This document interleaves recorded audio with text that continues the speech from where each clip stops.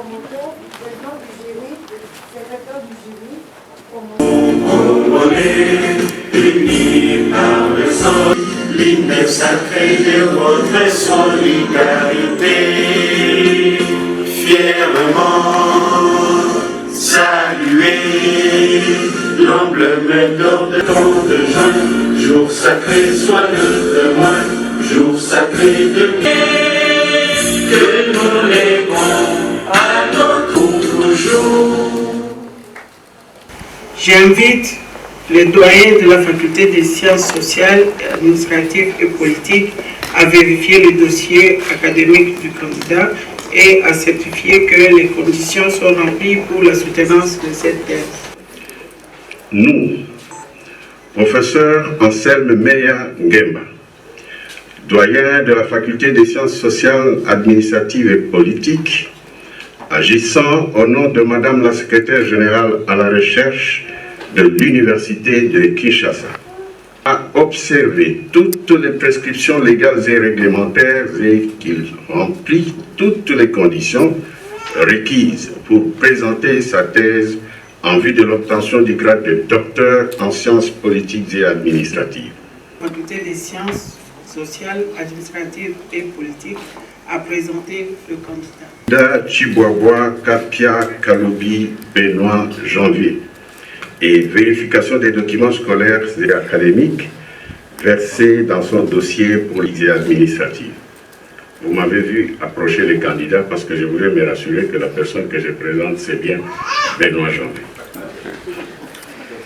L'an 2024, le 7e jour du mois de novembre à Kinshasa, nous, Anselme Meya Nguemba, professeur à l'Université de Kinshasa et doyen de la faculté des sciences sociales, administratives et politiques, procédons à la présentation de Monsieur le chef de travaux Chiboaboa Kapia Kaloubi Benoît Janvier pour l'épreuve de la soutenance des thèses de doctorat en sciences politiques et administratives.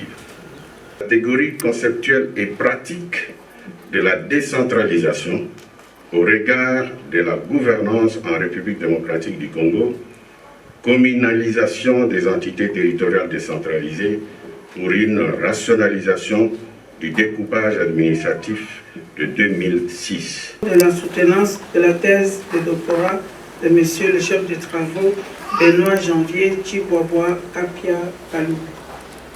Nous, professeur Marie-Claire Yanjo Demboudalechou, secrétaire général à la recherche, agissant au nom du recteur de l'Université de Kinshasa, attendu que le candidat a observé toutes les prescriptions légales et réglementaires et qu'il a rempli toutes les conditions requises pour présenter sa thèse.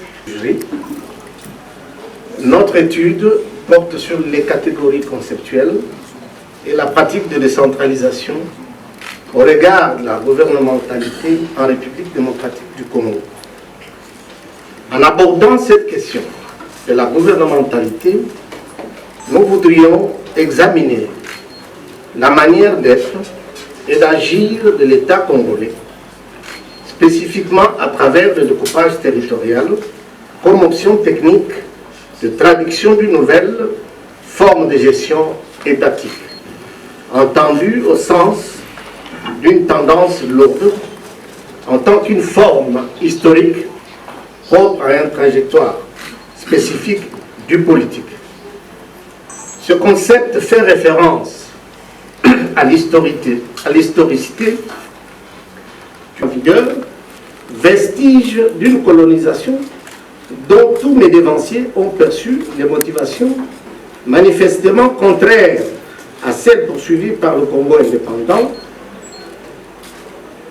est à mes yeux une mauvaise façon de faire.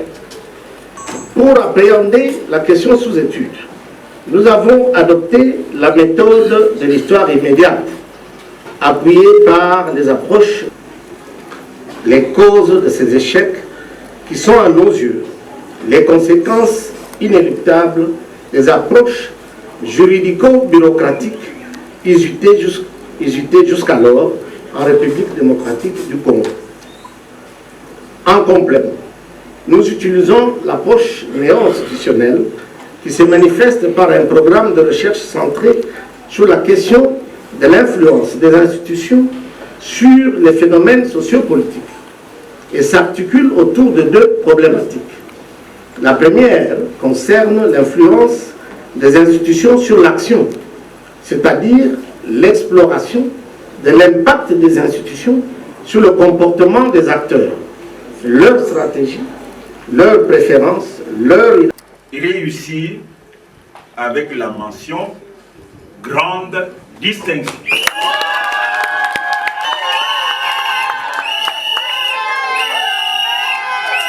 De la thèse de monsieur le chef des travaux Benoît Janvier Chiboaboa Kapia Kaloubi en vue de l'obtention du grade de docteur en sciences politiques et administratives, attendu que toutes les prescriptions de l'ordonnance loi numéro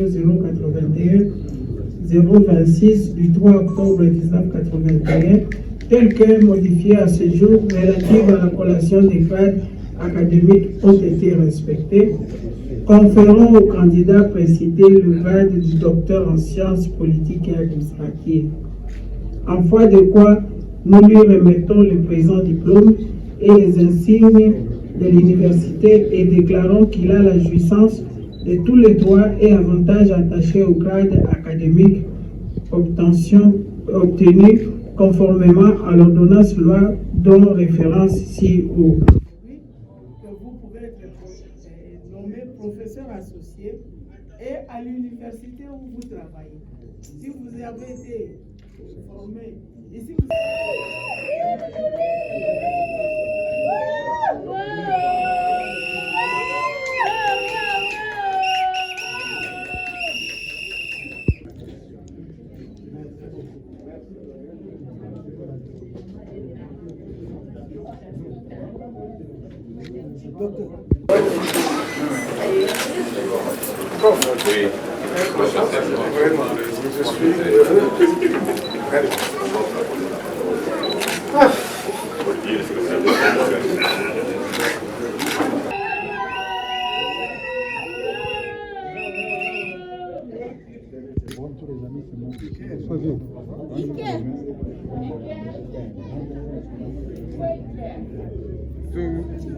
Regardez ici, regardez.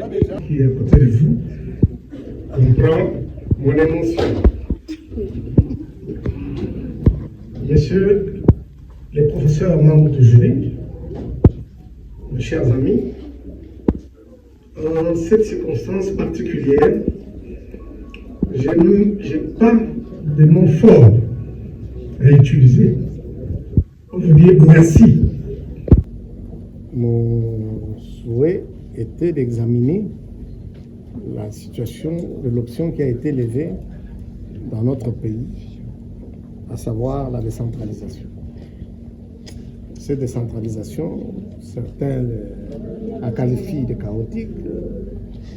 Moi, je dis qu'elle est inachevée et qu'on va l'achever par les propositions que je suis en train de faire dans ma thèse de doctorat. Et vous avez suivi les discussions avec les doctrinaires qui étaient là, les membres de mon jury. Ce sont des professeurs de 40 ans aujourd'hui. C'est des gens qui sont dans la science il y a plusieurs années. Et le grand problème, c'est comme le professeur Banyako, mon maître, c'est celui-là, mon maître, l'a dit. Le grand problème chez nous, c'est qu'il y a toujours des oppositions. On ne regarde pas dans le même sens. Et c'est ce qui fait que tout ce que nous entreprenons échoue, parce qu'on est toujours dans le sens de l'opposition. Il n'y a jamais un consensus, on ne regarde pas dans la même direction. C'est-à-dire que notre décentralisation pose problème, pas parce que c'est une mauvaise politique, pas parce qu'elle n'existe pas, mais parce qu'il y a des oppositions, il y a des contradictions qui continuent. Et c'est pour cela que je voulais la sortir du carcan politique en le mettant dans une institution beaucoup plus rationnelle. C'est-à-dire, je voudrais que la décentralisation quitte la sphère politique, qu'elle rentre dans la sphère institutionnelle de l'État, de manière à ce que même aujourd'hui, si ce n'est plus le président Tshisekedi, si ce n'est plus le ministre tel, que la décentralisation continue. Dans d'autres pays, quand vous allez en France, on vous dit la loi des fers. La loi des fers, elle date de 40 ans avant. Ça signifie qu'il faut institutionnaliser la décentralisation de manière à la sortir du carcan des politiciens qui se battent pour des intérêts beaucoup plus égoïstes que pour le développement local ou la prise en main par la population de la base de son destin. Donc, ce qui fait que mon travail est celui, effectivement, de pousser, de booster cette décentralisation avec des mécanismes appropriés qui vont permettre à ce qu'elle puisse se poursuivre parce que c'est une politique salutaire pour le pays. Vous savez, vous tous, 70% de la population congolaise vit à l'arrière-pays. Et quel est l'état de cette population? Quelle est la situation de ces entités? Elle est très très déplorable. Déjà, au niveau de la capitale du pays, vous voyez ce qui se passe. Donc, c'est dire que si nous réussissons à effectivement appliquer cette décentralisation, à la rationaliser, comme je le propose, nous trouverons des solutions aux problèmes localement. N'est-ce pas? J'ai donné un exemple tantôt. Quand nous allons en Europe, on ne va pas voir les ministres, on ne va pas voir le président de la République de ce pays-là. On va chez le bourgmestre. C'est à la commune qu'on obtient sa carte de séjour. C'est à la commune qu'on obtient son permis de conduire. Donc tout se fait à la commune. Ici, tout le monde veut venir voir le Fachi, tout le monde veut aller voir Maman Soumino. C'est pas comme ça qu'un pays doit fonctionner. C'est pour cela que je me dis, si nous rationalisons cette décentralisation, nous l'institutionnalisons, il y a moyen de résoudre tous ces problèmes-là pour que cette décentralisation soit effective et puisse permettre au Congo d'aller de l'avant. Voilà. Ok, merci beaucoup. Je pense qu'il a mis le doigt sur la déficience essentielle que connaît notre administration dans tous les secteurs. Nous sommes encore dans la culture de processus. Ça veut dire que lorsque nous avons organisé une réunion où on a parlé de ceci ou de cela, nous pensons qu'avec la réunion, nous avons fait le travail. Ou lorsque nous prenons une loi, nous pensons qu'avec la promulgation de la loi, tout le travail est fait. Mais la loi doit être rendue effective par des choses concrètes, pratiques. Et cela manque cruellement dans notre pays, à tous les niveaux. Donc le travail de mon frère Chiboua Kaloubi, Benoît Janvier, est un travail qui, s'il est exploité correctement, peut conduire à des changements dans la gestion qui permettrait le développement à partir aux autres disciplines d'approfondir la recherche dans le domaine. Non, c'est une ouverture, je peux dire que c'est un appel aux chercheurs. Et vous avez entendu parler des jeunes qu'on voudrait voir à la faculté des sciences sociales, administratives et politiques. Donc c'est une motivation pour eux, s'ils s'inscrivent dans la recherche, d'être sûrs qu'ils peuvent parvenir à un résultat pour eux-mêmes, un résultat qui peut être converti pour le bien de ce pays, pour le bien de ce peuple. D'autres disciplines peuvent faire la même chose, mais c'est surtout vous les jeunes. Vous les jeunes, ne passez pas votre temps sur TikTok, sur Facebook, sur WhatsApp. Ça n'instruit pas. Cherchez les ouvrages de base, cherchez les ouvrages de fond. Apprenez et apprenez tout. Ne vous dites pas que je suis en sciences politiques, mais la science politique n'est pas isolée. Déjà, on parle de sciences sociales, administratives et politiques. Mais le droit qui gouverne tout doit vous intéresser. La médecine qui s'occupe de nous rendre la santé afin de pouvoir travailler et aller vers le développement, ça doit pouvoir vous intéresser. Étudiez tout ce qui tombe sur votre main. Ayez peut-être une spécialité, mais les spécialités ne sont pas isolées. Elles vivent dans un environnement scientifique où toutes les disciplines se rencontrent. Voilà. Pour vous les jeunes, je crois que c'était une très bonne expérience si vous l'avez vécu. Je regrette qu'on n'ait pas pris l'expression pour tout enregistrer. Beaucoup de bonnes choses ont été dites, mais nous ne pourrons pas nous y référer dans le futur. Voilà, merci beaucoup.